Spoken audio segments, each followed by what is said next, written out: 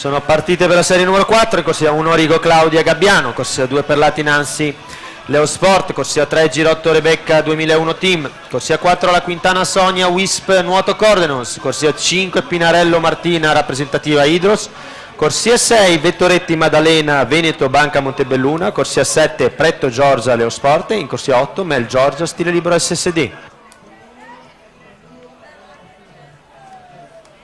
Aspetta un attimo.